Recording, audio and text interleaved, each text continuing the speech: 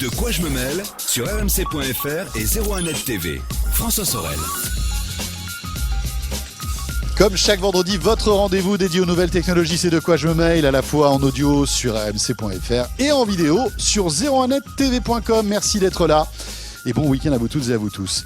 Tout à l'heure, nous retrouverons Victor Jakimovic pour sa sélection de produits high-tech. Mais auparavant, à l'approche des vacances, eh bien, on va essayer de vous conseiller dans l'achat de votre nouveau smartphone. C'est vrai qu'on est dans une période de l'année où on se dit tiens, bon voilà, c'est les vacances qui arrivent, j'ai envie de changer de smartphone, mais je ne sais pas quel modèle choisir. Et c'est vrai qu'aujourd'hui, il y a beaucoup de choix. Comment choisir son smartphone? Appareil photo, autonomie, qualité d'écran, design.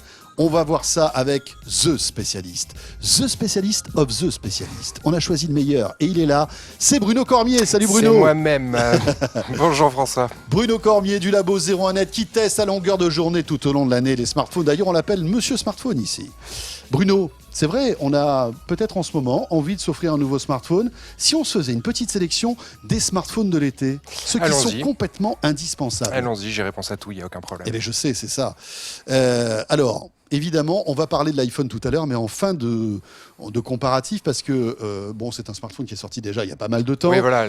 L'iPhone, on attend le prochain à la rentrée, c'est après l'été en fait. Voilà, le prochain, l'iPhone 6S Plus et l'iPhone 6S normal sortiront à la rentrée. Donc là, on va se focaliser sur d'autres modèles, à la fois des modèles Android et des Windows Phone. On va peut-être commencer par la photo, qui est, on va dire, l'élément aujourd'hui déterminant pour choisir un smartphone. Oui, surtout pour partir en vacances. Il va falloir avoir un bon smartphone bien armé pour pouvoir faire ses soirées de vacances, ses journées à la plage et tout ça. Donc, en photo, le meilleur smartphone, c'est le LG G4 qui vient tout juste de sortir. Et ça, c'est quand même le top du top. Il nous a complètement cloué en photo. Que ce soit en pleine journée, en basse lumière, il est totalement incroyable. Quand on prend une photo en basse lumière, on a l'impression qu'il y a plus de lumière dans la photo que dans la pièce, en fait. Il voit la nuit, quoi. et donc... il est largement meilleur que l'iPhone, pour le coup, même si l'iPhone reste très bon, bien sûr, mais le LG G4 fait un bond en avant. C'est la première fois, en tout cas l'une des premières fois qu'on voit une aussi grosse différence entre un appareil photo d'un iPhone qui a toujours été, on va dire, assez plutôt haut dans le panier, et la LG qui fait véritablement d'énormes progrès dans le domaine de la photo, non? Ouais, alors le Galaxy S6 c'était quand même pas mal face à l'iPhone aussi, il se débrouillait très bien, il fait des très bonnes photos aussi, notamment en basse luminosité, mais le G4 il est plus rapide, il est plus constant, il a une image plus piquée, plus détaillée. Et puis il y a aussi l'écran du G4 qui va sublimer tous les clichés qu'on va faire. Oui, l'écran est très bon aussi, mais c'est pas le meilleur. C'est pas le meilleur. On va en parler tout à l'heure de la qualité d'écran. Un mot aussi sur ce G4. Est-ce qu'il fait de belles vidéos? Parce qu'on sait qu'il a un écran Quad HD, donc qui a une très très haute définition. On peut filmer en 4K aussi, ça a un sens. Et il est bon plutôt en vidéo, le G4? Alors il est bon en vidéo. Effectivement, il peut monter jusqu'en 4K. Mais alors le gros problème, c'est que par exemple, on peut pas faire de Full HD à 60 images secondes. Alors ça, c'est assez dommage parce que le Z3, par exemple, qui date de l'année dernière, il le faisait. Et il y a une autre aussi fonction en vidéo que le Z3 pouvait assurer, c'était la vidéo en HDR. C'est-à-dire qu'en fait, en vidéo, on n'avait plus à se soucier des contre-jours, des problèmes d'exposition et tout ça. Tout se faisait automatiquement, c'était nickel. Et là, pas de vidéo HDR sur le LG G4, c'est un peu dommage, c'est un peu un manque. Alors peut-être qu'ils vont le rajouter dans une update, à mon avis c'est possible, mais là pour l'instant il n'y en a pas du tout, quoi. Bon, donc le meilleur en termes d'appareil photo pour l'été, pas d'hésitation, c'est le LG G4 qui fait aussi, tu l'as dit Bruno, de très très belles photos, surtout en basse luminosité. On enchaîne avec le smartphone qui a le meilleur écran de ton comparatif. Alors il y en a beaucoup des très bons écrans parce qu'en fait là 2015 c'est l'année des écrans là. Pour les smartphones, révolution des écrans, il y en a plein de smartphones avec d'excellents écrans et du coup en fait le truc c'est que ça a commencé avec les iPhones, les derniers iPhone 6 avaient de superbes écrans qui montaient jusqu'à 1500 pour 1 en contraste, des écrans IPS très très beaux avec des beaux noirs, des très belles couleurs, très lumineux. Et en fait, ça a continué. Les autres fabricants ont continué sur cette lancée, puisqu'il y a des nouvelles technologies d'écran qui sont sorties là pour ces écrans miniatures pour les smartphones, en fait. le meilleur écran. Attention, c'est... roulement de tambour. C'est simple, on joue pas dans la même course, c'est la technologie AMOLED et c'est le Galaxy S6 forcément. C'est l'écran AMOLED du Galaxy S6, c'est juste totalement incroyable. Hein. Les noirs sont parfaits, la définition est ultra fine, les couleurs sont magnifiques, ça va très très loin dans les rouges, dans les verts. La qualité de l'écran, c'est-à-dire qu'on se dit mais c'est pas possible quoi. On est bouche bée quand on regarde une photo, quand on joue un jeu vidéo. Vraiment enfin voilà, c'est vraiment très très flatteur quoi. Ah oui, c'est vraiment. Ce qui est génial avec l'AMOLED, c'est qu'on a vraiment l'impression d'avoir une image physique. On n'a pas l'impression que c'est. Enfin, on a l'impression de pouvoir toucher l'image en fait. Et les angles de vision sont ultra larges. Enfin, on a vraiment l'impression que l'image est quasiment un objet en fait. Et l'AMOLED pour ça, c'est vraiment magique. Hein. Et pour les téléviseurs aussi, c'est pareil. En plus, ça change tout quoi. Il bénéficie d'une définition vraiment hors norme. Hein. C'est du Quad HD. Oui, c'est du Quad HD. Alors c'est du Quad HD un peu bricolé, mais bon, ça reste une définition. On va pas aller dans les détails, mais ça reste une très très très bonne définition quand même. Alors le truc qui est génial en fait avec ces Galaxy S6, c'est que Samsung est parvenu à contourner, finalement à régler le problème principal des écrans AMOLED, c'était la luminosité, parce que en fait les écrans AMOLED sont moins lumineux que les écrans LCD, enfin étaient moins lumineux que les écrans LCD, et en fait Samsung ils ont mis le paquet là-dessus et on a l'écran du S6 peut monter à une luminosité absolument hallucinante, même plus que l'iPhone par exemple qui est connu pour sa luminosité d'écran très très élevée, plus de 500 candela, enfin donc du coup en fait c'est des écrans AMOLED qui sont très faciles à lire en plein soleil, justement à la plage par exemple, c'est cool. En plein soleil en train de bronzer, aucun problème. Si on veut se prendre en maillot avec une jolie fille, tout ça, pas de problème. Voilà, on voit tout. Ah oui, ce sera parfaitement cadré. Ça va pas rendre le maillot, on va dire, transparent quand il dit on voit tout. Hein, on est d'accord. On voit tout à l'écran. Ça n'existe pas cette fonctionnalité sur smartphone. Non, pas encore. Bruno, pas encore. On est d'accord. Ce sera le meilleur capteur photo de 2016, Voilà. 2016 je crois. C'est ça. Juste une chose, il y a une différence d'écran entre le Galaxy S6 normal et le Galaxy S6 Edge. Non, ce sont rigoureusement les mêmes. Ce sont les mêmes écrans, juste que en fait celui du Edge en fait est passé par un traitement à 800 degrés là pour être recourbé. Voilà, il est un peu tordu sur les côtés. Voilà, c'est tout. Okay. Mais juste pour les écrans, je viens de dire qu'on va pas laisser les autres smartphones de côté. Il faut bien penser que y en a toute une série de smartphones qui sont avec des excellents écrans LCD cette fois-ci avec une technologie plus classique LCD. Donc l'iPhone 6, l'iPhone 6 Plus. On a le Huawei P8 qui a un écran absolument magnifique, IPS avec un taux de contraste vraiment excellent. Là, on le voit, les noirs sont très profonds, c'est incroyable. Ils ont fait un bond en avant en termes de taux de contraste, superbe couleur. Le LG G4, très bon écran aussi. Et le Honor 6 Plus, qui est un peu moins cher, 400 €, mais qui a un superbe écran aussi. Qui est fabriqué par Huawei aussi, hein, le Honor 6 Plus, hein, rappelons-le. Voilà pour les écrans. On va maintenant évoquer alors une fonctionnalité bien utile l'été, Bruno. C'est le plouf. Voilà, au bord de la piscine voilà, ou à la plage. En train de siroter un petit cocktail sans alcool, parce que je sais que Bruno fait très attention à ne boire jamais d'alcool. Je ne sais pas pourquoi, mais ça me fait tousser. Non, jamais. Jamais.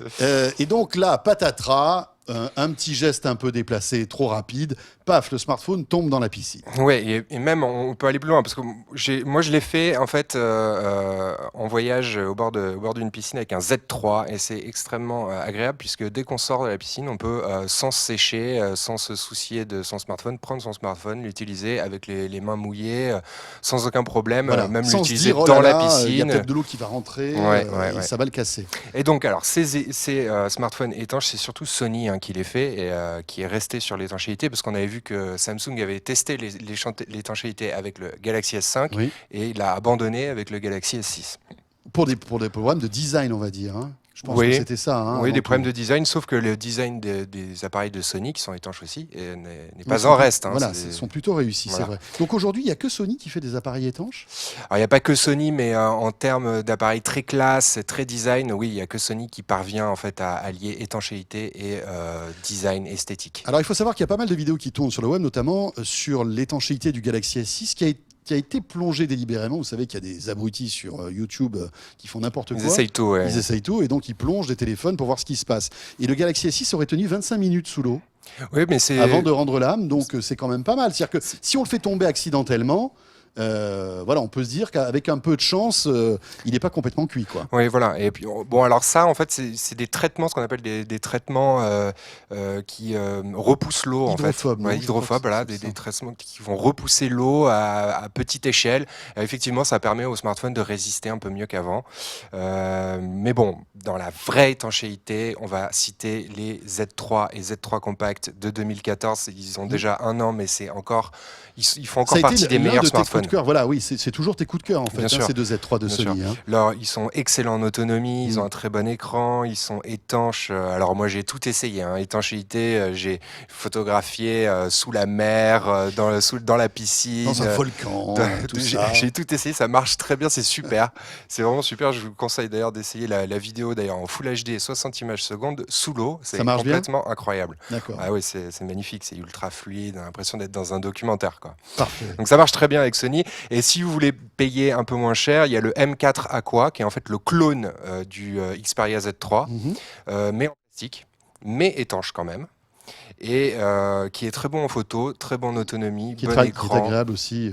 qui est super aussi et qui est beaucoup moins cher. Donc voilà, si vous voulez vraiment faire du snorkeling par exemple avec votre smartphone, aucun problème. Moi je l'ai fait et je vous Avec le garantis, Z3. ça fonctionne absolument à merveille. Alors il faut bien fermer les clapets, etc. Hein, non Oui, il faut faire Parce que attention. si on laisse, parce que voilà, bien évidemment, il faut étanchifier le téléphone avant de le faire tomber. Hein. C'est ça le souci, c'est que si par exemple on laisse ouvert le petit clapet, par exemple pour le jack, etc. Là, c'est Alors plus embêtant, hein. le jack est étanche sans clapet. Sans clapet. Ouais, Ouais. Par contre, si vous C'était laissez, le Galaxy S5 qui avait ça, je crois. ouais, voilà, exactement. Non, le Galaxy Non, c'était S5, le port USB. Ouais, voilà. C'était Ouais. le port USB Alors qu'il le fallait clapet refermer. pour le port USB, il faut absolument le fermer. Et voilà. Les derniers ports USB sont Autrement, étanches chez bye Sony, bye. par exemple chez le nouveau Z3, Z3 Plus, qu'on appelle aussi Z4 au Japon. Le port USB n'est pas protégé puisqu'il est étanche de lui-même. Ok, après l'étanchéité, on va parler de la meilleure autonomie. Ça aussi, c'est important. Vous allez partir tout au long de la journée sur la plage, mais malgré tout, vous voulez surfer en 4G, envoyer des petits messages à tous vos copains qui sont pas en vacances pour oui, un peu pour les énerver, on est d'accord, faire des petites vidéos, etc. Est-ce qu'aujourd'hui, il y a des smartphones qui se démarquent en fait de par la qualité de leur autonomie? Oui, alors il y a quand même beaucoup de smartphones aujourd'hui qui ont une bonne autonomie. Dans le genre très bonne autonomie, on en a deux. C'est souvent des grands smartphones qui ont la place de mettre une grosse batterie à l'intérieur. Il n'y a pas de secret, il n'y a pas de miracle. Et ce sont des smartphones aussi d'entrée de gamme dont le processeur est peu puissant et donc peu énergivore en fait. Donc on en a deux. Alors il y a le Orange Nura qu'on a testé qui nous avait totalement cloué. Il a battu tous nos records d'autonomie puisque en fait il est très peu puissant. C'est un smartphone d'entrée de gamme et il a une énorme batterie à l'intérieur. Donc c'est un peu comme. Mais comme il est peu puissant, c'est-à-dire que malgré tout, il y a des usages qui ne sont pas forcément conseillés sur ce téléphone? Non, honnêtement, il Ou est est-ce tout à qu'on fait peut jouer utilisable en malgré plus. tout? Enfin, je veux dire, il y a pas, ça se ressent pas au quotidien. Il est fluide, Oui, assez réactif. Oui, il est tout à fait agréable à utiliser en plus. Non, vraiment, c'est un smartphone Puis qui c'est nous 4G, a etc., très hein. agréablement Tous les surpris. téléphones dont on vient de vous parler sont Ils sont tous 4G, bien sûr. évidemment. Ouais, Hein. ils sont tous 4G. Donc le Orange Nura, bon rapport qualité-prix en plus, Ouais. et puis surtout, donc autonomie exceptionnelle. Ah ouais, très sympa, Ok. vraiment très agréable. Sinon, il y a le Lumia 640 XL. Alors, c'est un Windows Phone. Hein, je sais qu'on n'en parle pas beaucoup, Eh bien voilà, mais on en parle. Windows Phone, ils se défendent. Hein, ils se défendent plutôt pas mal, surtout en milieu entrée de gamme. Alors, celui-là, il est à 250 € pile, et c'est un 5,5 pouces aussi, donc très grand, limite phablette. Mais alors, il est très agréable à utiliser. Windows Phone, c'est très fluide. Hein, on adore ça parce que ça rappelle un peu l'iPhone en termes d'interface, de fluidité. C'est vraiment très sympa à utiliser. Et il est extrêmement autonome aussi. Il est parmi les meilleurs en autonomie, surtout qui coûte que 250 €. Donc voilà, pareil, il est dans les records. Hein, Et puis côté photo, c'est pas mauvais aussi, hein, Windows Phone en général. Hein. Oui, pas mauvais. Lumia a toujours mis l'accent sur la photo. Soigné, Ouais, voilà, Donc, alors évidemment, vous avez c'est un smartphone à 250 €. Hein, c'est évidemment incomparable avec le G4 par exemple. Mais pour ce prix-là, on a malgré tout un appareil photo assez correct. Ouais. Voilà pour l'autonomie. Alors pour l'audio aussi, parce que c'est vrai que les vacances aussi, ça nous permet parfois de prendre le temps d'écouter de la bonne musique, de se faire plaisir. Il y a des smartphones qui soignent véritablement leur partie audio. Alors, il y a des smartphones d'abord qui déçoivent en audio, mais c'est Aïe, aïe, aïe. absolument catastrophique. C'est-à-dire qu'on met un très bon casque qu'on a acheté très cher parce qu'on aime bien la musique et on le branche sur son smartphone et On là est on sur se la rend plage, compte qu'il n'y a en train pas de volume. bronzer, et puis là, paf, Exactement. on entend les copains voisins qui sont à côté. On n'entend rien, il n'y a pas de volume, il n'y a pas de dynamique. C'est très difficile d'avoir un smartphone aujourd'hui qui est très bon en audio. Et alors, on en a découvert un, c'est le Huawei P8 encore. Donc, c'est le flagship de Huawei, c'est le haut de gamme qui vient tout juste de sortir, qui est pas très bon en autonomie malheureusement, qui est pas parfait, qui aurait pu être meilleur en photo. Les mérites les qualités de son écran. L'écran est absolument phénoménal. Et le son est très bon aussi. Le son, en fait, ils ont mis une puce spéciale pour le son. Et cette puce est absolument géniale. Ça développe toute la dynamique de tous les morceaux avec un vrai casque. C'est vraiment excellent dans tous les domaines. Ça m'a totalement cloué, vraiment. Et ça s'entend en fait.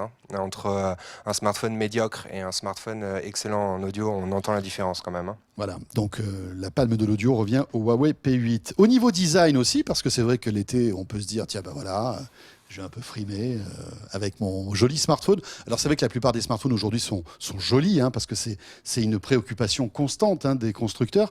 Mais il y en a qui font des trucs un petit peu mieux que les autres. Oui, et avec une certaine audace. Donc on salue aujourd'hui l'audace de Wiko. Alors Wiko, ils étaient habitués à faire des smartphones d'entrée de gamme pas très jolis. Maintenant, cette année, ils font des smartphones de très bonne facture. Ils ont essayé ils montent un peu en prix. Le Wiko Pure notamment. Ouais, et le Wiko Highway Pure, voilà, c'est le design du moment. Alors ça s'adresse pas mal aux filles en fait. Ça, c'est un smartphone qui est assez féminin, je trouve. D'abord, il est très très fin, extrêmement léger. Il a un format 4,8 pouces qui s'adapte bien aux petites mains. Il a un superbe écran AMOLED, toujours la technologie AMOLED, donc forcément ça fait tout de suite son effet, quoi. Et il est d'une finesse complètement incroyable. Et un poids aussi, on a l'impression d'une d'avoir un faux téléphone dans la main. Exactement. Quand on le prend en main, on se dit mais c'est pas possible. Où est-ce qu'ils ont mis les composants, la batterie et tout? Je conseille vraiment à tous les auditeurs d'aller dans un magasin et d'essayer de porter ce Wiko dans la main. Alors c'est dommage parce qu'en général il y a toujours l'antivol, donc ça alourdit le truc. Mais quand vous le tenez véritablement en liberté, mais vous vous dites c'est pas croyable quoi. Ah oui, c'est vraiment impressionnant. C'est pour ça que certes c'est peut-être pas un design qui est révolutionnaire, mais en tout cas c'est un design qui nous a tout de suite tapé dans l'œil. Et en plus l'avantage c'est qu'on se dit avec une finesse comme ça il va avoir une batterie minuscule et une très mauvaise autonomie. Et ben non, c'est pas le cas. Grâce à son écran AMOLED qui consomme peu d'énergie et à son processeur qui est pas très puissant mais qui est tout à fait suffisant, très agréable à utiliser, il a une autonomie même, je dirais, très bonne. Donc c'est vraiment excellent. C'est une vraie réussite ce Wiko Highway Pure. Donc 300 €, un peu cher. Peut-être qu'il faut attendre qu'il baisse un peu de 30-40 €. Voilà, mais c'est vrai qu'on paye le design aujourd'hui. Wiko l'a bien compris. Bruno, pour résumer donc, le smartphone de l'été. Alors le problème c'est que tous ces smartphones, voilà, c'est ça. Tous ces Comment smartphones, choisir? Ils ont plein de bons côtés, et ils ont toujours un truc qui refroidit à l'achat. Ils le font exprès. Voilà, il y a jamais le smartphone parfait. Alors, on essaye de trouver le smartphone le plus équilibré, c'est-à-dire qui est à la fois très bon en photo, bon en autonomie, avec un bon écran, le plus homogène, bon design. Chez Android, honnêtement, effectivement, c'est le Galaxy S6. Alors certes, le Galaxy S6, il est cher. Il n'a pas de lecteur de carte mémoire, il n'a pas de batterie amovible, il se la pète un peu, genre je suis super luxe. Je suis Samsung, patata. Cela dit, superbe écran, très bonne autonomie, très puissant. Qu'est-ce que vous voulez que je dise? Il est même bon en audio aussi, d'ailleurs. Et donc voilà, c'est un smartphone qui est extrêmement équilibré, qui est très bon et qui rappelle effectivement les performances de l'iPhone 6. Ce serait le deuxième qu'on choisirait à ce moment-là. Parce que oui, l'iPhone 6, pareil, il est bon, il a un bon design, il a un très bel écran, il est bon en audio, il a une autonomie un peu moyenne, mais pas catastrophique, moins catastrophique que celle des précédents iPhones.